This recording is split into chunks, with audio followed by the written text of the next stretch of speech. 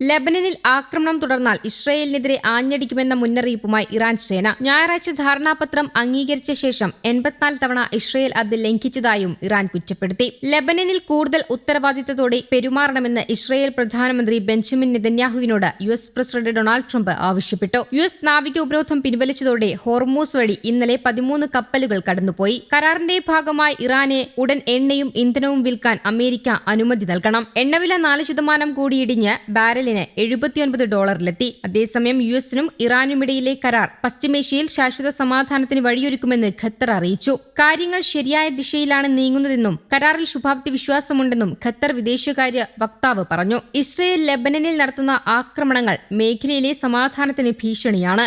യുദ്ധം മേഖലയിലെ സുരക്ഷാ ഭീഷണിയെക്കുറിച്ചുള്ള ധാരണകൾ മാറ്റിമറിച്ചെന്നും അദ്ദേഹം വ്യക്തമാക്കി. വെടിനിർത്തൽ ചർച്ചകൾക്കിടെ ലെബനനിൽ ആക്രമണം കടുപ്പിച്ച് ഇസ്രയേൽ രംഗത്തെത്തി. തെക്കൻ ലെബനനിലെ നബാത്തെഹ് ഗവർണറേറ്റിൽ ഇസ്രയേൽ നടത്തിയ ആക്രമണങ്ങളിൽ 4 പേർ കൊല്ലപ്പെട്ടു എന്നും വിവരങ്ങളുണ്ട്. ഇറാനും യുഎസും സമാധാന കരാറിൽ എത്തിയ സാഹചര്യത്തിലും ലെബനനിലേക്കുള്ള ആക്രമണം കടുപ്പിച്ചിരിക്കുകയാണ് ഇസ്രയേൽ. മെയ്ഫോ ഡോണിൽ 2 വാഹനങ്ങളെ ലക്ഷ്യമിട്ട് ഇസ്രയേൽ നടത്തിയ വ്യത്യസ്തമായ ഡ്രോൺ ആക്രമണങ്ങളിലാണ് 4 പേർ കൊല്ലപ്പെട്ടത്. ഷൌക്കിൻ എന്ന പ്രദേശത്ത് മറ്റൊരു വാഹനത്തിന് നേരെയും ആക്രമണം ഉണ്ടായി. ഇറാനും യുഎസുമായുള്ള വെടിനിർത്തൽ കരാറിൽ ഇറാന്റെ പ്രധാന ആവശ്യങ്ങളിലൊന്ന് ലെബനനിൽ ഇസ്രയേൽ നടത്തുന്ന ആക്രമണം അവസാനിപ്പിക്കണമെന്നതാണ്. ഇസ്രയേലി സേന പൂർണ്ണമായും ലെബനനിൽ നിന്നും പിൻവാങ്ങിയില്ലെങ്കിൽ ഈ യുദ്ധത്തിന് അവസാനം ഉണ്ടാകില്ലെന്നും നിരന്തരമായി ഇസ്രയേൽ തെക്കൻ ലെബനനിൽ നടത്തുന്ന അധിനിവേശം യുഎസുമായുള്ള കരാറിന്റെ ലംഘനമാണെന്ന് കഴിഞ്ഞ ദിവസം ഇറാൻ വിദേശകാര്യമന്ത്രി അബ്ബാസ് അരാക്ചിയും അഭിപ്രായപ്പെട്ടിരുന്നു. ആക്രമണത്തിന് പിന്നാലെ നെതന്യാഹുവിനെ വിമർശിച്ച് യുഎസ് പ്രസിഡന്റ് ട്രംപ് രംഗത്തെത്തി. ബെഞ്ചമിൻ നെതന്യാഹു കൂടുതൽ ഉത്തരവാദിത്തത്തോടെ പെരുമാറണമെന്നാണ് യുഎസ് പ്രസിഡന്റ് ഡൊണാൾഡ് ട്രംപ് പറഞ്ഞത്.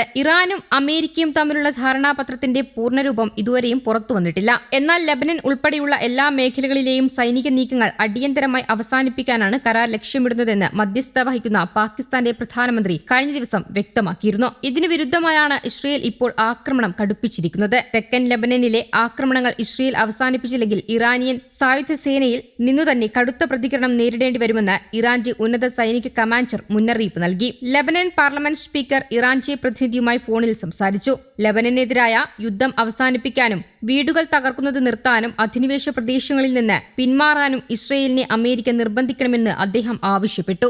വെടിനിർത്തൽ പ്രഖ്യാപനത്തിന് പിന്നാലെ നബാത്തിയയിലെ തങ്ങളുടെ വീടുകളിലേക്കും വസ്തുവകകളിലേക്കും മടങ്ങിയെത്തിയ ജനങ്ങൾ കടുത്ത ആശങ്കയിലാണ്. ഇസ്രായേലുമായുള്ള ഈ സംഘർഷം പതിറ്റാണ്ടുകളായി തുടരുകയാണെന്നും ഒരിക്കലും വിശ്വസിക്കാൻ കഴിയാത്ത ശത്രുവായതിനാൽ തങ്ങൾക്ക് സുരക്ഷിതത്വം തോന്നുന്നില്ലെന്നും പ്രദേശവാസികൾ പ്രതികരിച്ചു. 1990കളിൽ തെക്കൻ ലെബനനിൽ ഇസ്രയേൽ കൈയടക്കിയിരുന്ന പ്രദേശങ്ങൾ വീണ്ടും പിടിച്ചെടുക്കാനാണ് അവരുടെ സൈന്യം ശ്രമിക്കുന്നതെന്നും എന്നാൽ പ്രതിരോധ സേന അത് തടയുകയാണെന്നും അവർ വ്യക്തമാക്കി. മാർച്ച് 2 വീണ്ടും പോരാട്ടം ആരംഭിച്ചതിനു ശേഷം ലെബനനിൽ ഇസ്രയേൽ നടത്തിയ ആക്രമണങ്ങളിൽ 3826 പേർ കൊല്ലപ്പെടുകയും 11,851 പേർക്ക് പരിക്കേൽക്കുകയും ചെയ്തതായി ലെബനൻ ആരോഗ്യ മന്ത്രാലയം അറിയിച്ചു.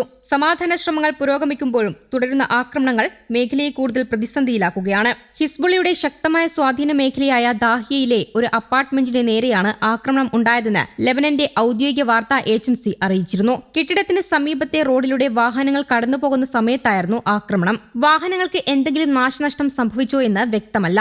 ആക്രമണത്തെ തുടർന്ന് തകർന്ന കെട്ടിടത്തിനിടയിൽ ആളുകൾ തിരച്ചിൽ നടത്തുന്നതായി വിവരങ്ങളുണ്ട്. തകർത്ത കെട്ടിടം ഹിസ്ബുള്ളയുടെ ആസ്ഥാനമായാണ് പ്രവർത്തിക്കുന്നതെന്ന് ഇസ്രയേൽ വ്യോമസേന അവകാശപ്പെട്ടു. ഇസ്രയേൽ പൗരന്മാർക്കും തെക്കൻ ലെബനനിൽ യുദ്ധം ചെയ്യുന്ന ഇസ്രയേൽ പ്രതിരോധ സേനയ്ക്കുമെതിരെ ഭീകരാക്രമണങ്ങൾ ആസൂത്രണം ചെയ്യാനാണ് ഈ കേന്ദ്രം ഉപയോഗിച്ചിരുന്നതെന്നും അവർ ആരോപിച്ചു. കഴിഞ്ഞ ദിവസം ഇസ്രയേലിന് നേരെ ഹിസ്ബുള്ള നടത്തിയ വ്യോമാക്രമണങ്ങൾക്കുള്ള തിരിച്ചടിയായാണ് ഈ നടപടിയെന്നും വ്യോമസേന വ്യക്തമാക്കി.